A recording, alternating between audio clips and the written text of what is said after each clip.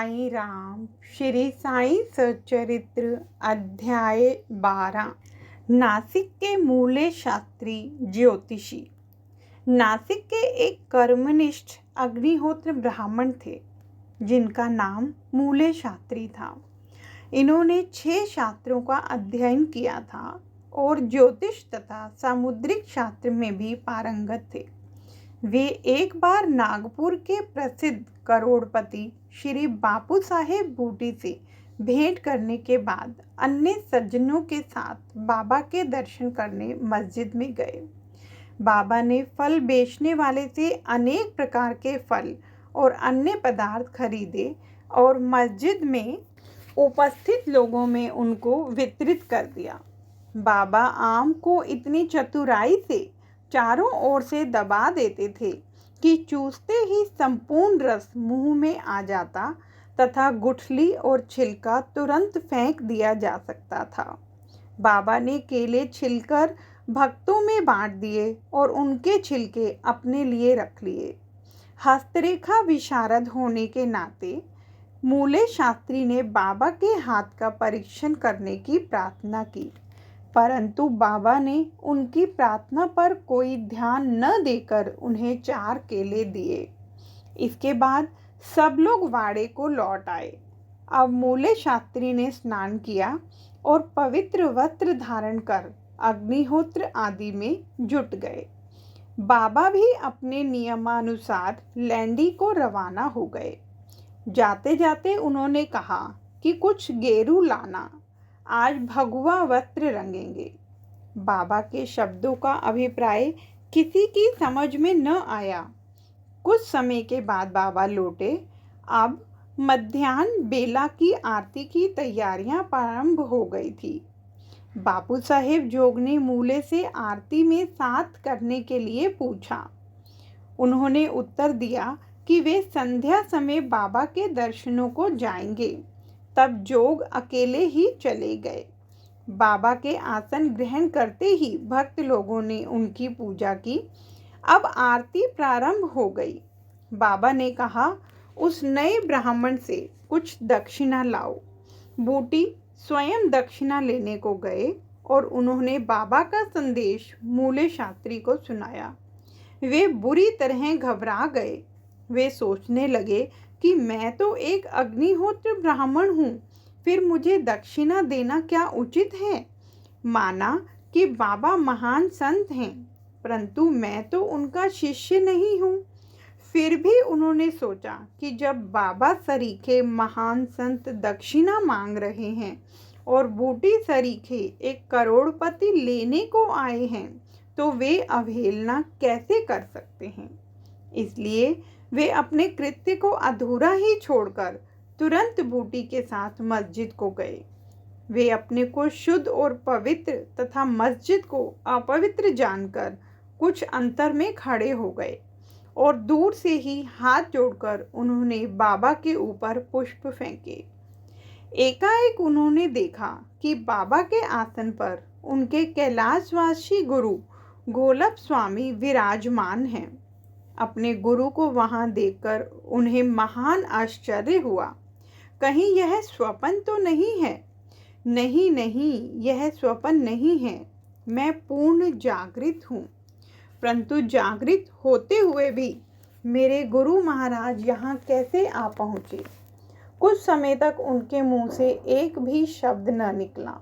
उन्होंने अपने को चिकोटी ली और पुनः विचार किया, परंतु वे निर्णय न कर सके कि कैलाशवासी गुरु गोलप स्वामी मस्जिद में कैसे आ पहुँचे। फिर सब संदेह दूर करके वे आगे बढ़े और गुरु के चरणों पर गिर हाथ जोड़कर स्तुति करने लगे। दूसरे भक्त तो बाबा की आरती गा रहे थे, परंतु मूले शास्त्री अपने गुरु के नाम की ही गर्जना कर रहे थे। फिर सब जाति पाति का अहंकार तथा पवित्रता और अपवित्रता की कल्पना त्याग कर वे गुरु के श्री चरणों पर पुनः गिर पड़े। उन्होंने आंखें मूंद ली, परंतु खड़े होकर जब उन्होंने आंखें खोली तो बाबा की दक्षिणा मांगते हुए देखा। बाबा का अनंत स्वरूप और उनकी अनिर्वचनीय शक्ति देख मूले शास्त्री आत्मविस्मृत हो गए। उनके हर्ष का पारावार न रहा। उनकी आंखें अश्रुपूरित होते हुए प्रसन्नता से नाच रही थी। उन्होंने बाबा को पुनः नमस्कार किया और दक्षिणा दी। मूले शास्त्री कहने लगे कि मेरे सब संशय दूर हो गए। आज मुझे अपने गुरु के दर्शन हुए। बाबा की यह अद्भुत लीला देखकर सब भक्त और मूले शास्त्री द्रवित हो गए। गैरू लाओ, आज भगवा वस्त्र रंगेंगे। बाबा के इन शब्दों का अर्थ अब सबकी समझ में आ गया। ऐसी अद्भुत लीला श्री साईं बाबा की थी। डॉक्टर। एक समय एक मामलतदार अपने एक डॉक्टर मित्र के साथ शिरडी पधारे। डॉक्टर का कहना था कि मेरे इष्ट श्री राम हैं, मैं किसी यवन को मस्तक न नमाऊंगा। अतः वे शिरडी जाने में असहमत थे। मामलतदार ने समझाया कि तुम्हें नमन करने का कोई बाध्य न करेगा और न ही तुम्हें कोई ऐसा करने को कहेगा। अतः मेरे साथ चलो, आनंद रहेगा। वे शिरडी पहुँचे और बाबा के दर्शन को गए, परंतु डॉक्टर को ही सबसे आगे जाते देख और बाबा की प्रथम चरण वंदना करते देख सबको बड़ा विस्मय हुआ। लोगों ने डॉक्टर से अपना निश्चय बदलने और इस भांति एक यवन को दंडवत करने का कारण पूछा। डॉक्टर ने बतलाया कि बाबा के स्थान पर उन्हें अपने प्रिय इष्ट देव श्री राम के दर्शन हुए और इसलिए उन्होंने नमस्कार किया। जब वे ऐसा कह ही रहे थे तभी उन्हें साईं बाबा का रूप पुनः दिखने लगा। वे आश्चर्यचकित होकर बोले, क्या यह स्वप्न है? ये यवन कैसे हो सकते हैं? अरे अरे, यह तो पूर्ण योग अवतार है। दूसरे दिन से उन्होंने उपवास करना प्रारंभ कर दिया। उन्होंने प्रतिज्ञा की कि जब तक बाबा स्वयं बुलाकर आशीर्वाद नहीं देंगे तब तक मस्जिद में कदापि न जाऊंगा। इस प्रकार 3 दिन व्यतीत हो गए। चौथे दिन उनका एक इष्ट मित्र खानदेश से शिरडी आया। वे दोनों मस्जिद में बाबा के दर्शन करने गए। नमस्कार होने के बाद बाबा ने डॉक्टर से पूछा, आपको बुलाने का कष्ट किसने किया? आप यहाँ कैसे पधारे?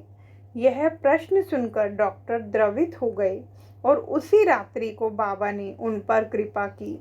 डॉक्टर को निद्रा में ही परमानंद का अनुभव हुआ। वे अपने शहर लौट आए तो भी उन्हें 15 दिनों तक वैसा ही अनुभव होता रहा। इस प्रकार उनकी साईं भक्ति कई गुना बढ़ गई।